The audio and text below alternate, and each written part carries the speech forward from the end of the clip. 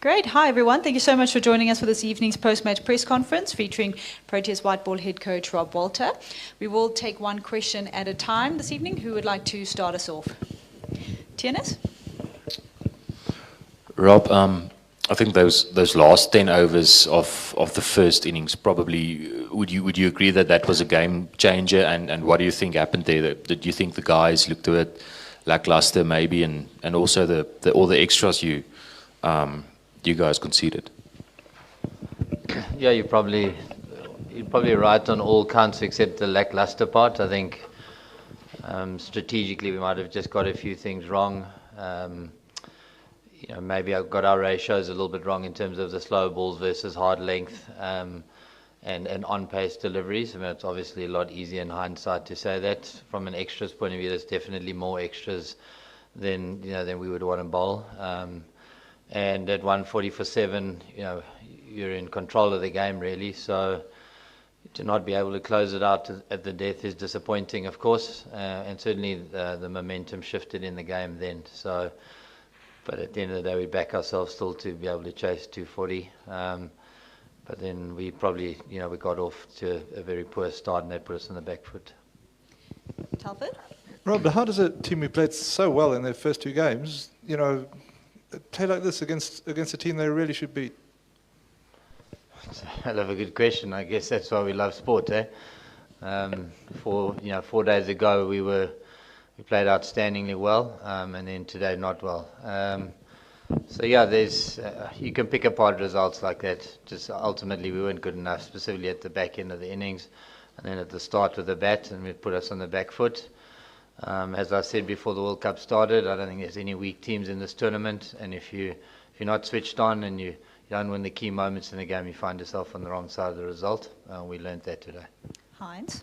Rob, obviously the bowling in the latter stages, perhaps, put the guys under pressure and stuff. And I know this is probably not the right phrase, but given the batting as well that was put under pressure, is that sort of like in hindsight perhaps a good reality check, given, the whole fanfare about the top six, and how potent it has been, it's just sort of like a timely reminder, that not everything is going to be as simple as they made it seem, previously.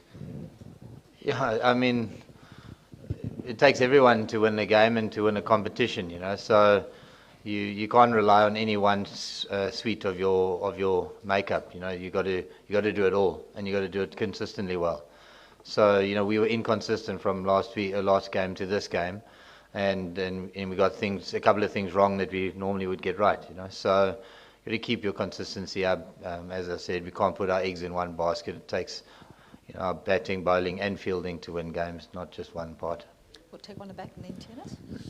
Do you think bowling is becoming a cause of concern for you guys in this competition? Because you got hit for some runs against Sri Lanka as well. You posted 4 and plus, but you got hit for some runs. And now, in the later stage of this, the innings, you also got hit for some runs. Do you think the bowling is becoming a bit of a concern for you guys?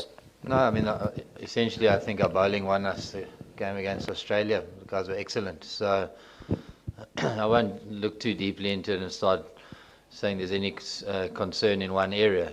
As I said, we got some things fundamentally wrong today. Tienes? Rob, those 4 top order wickets that fell for 8 runs in 21 balls, what do you put that down to? Was it a lapse of concentration, or was it skill errors? I mean,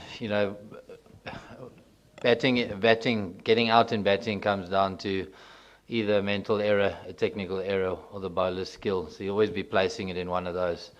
I don't think that they'll all sit in one category. I think there was some good bowling skill, and then potentially some mental errors along the way, and that's batting. Ultimately, if you're not sharp in that moment of time, you can get on the wrong side of it. So, yeah, the fact that they happened all together obviously put us on the back foot. That's the most important thing. We'll take one last one from Telford. Rob, we've got some big games coming up now. What do you learn from this that maybe you need to change going into this big stage? Look, I mean, obviously we'll sit and do a proper dissection of the game, but for me it's It's really, what do you take from this game that makes you better next game, and that's ultimately the questions we ask ourselves after every game. Win or lose, what are the lessons that we take, and how do we use those to be better next time round? So, to be honest, we could probably chat for quite long. In this instance, there's a lot to learn, both good and bad. Our tail showed us some resilience with the bat, which is great. That we can lean on that at some point in time. Hopefully, if we need to again, we obviously need to brush up on our depth. I don't need to point out the obvious. The numbers tell us that. So the learnings are there, and it's just about us being open enough to be able to take them on board and move forward with that. Great. Thank you very much, everyone, and thank you, Rob, for joining us. We'll have Dave in the mix zone just around the corner.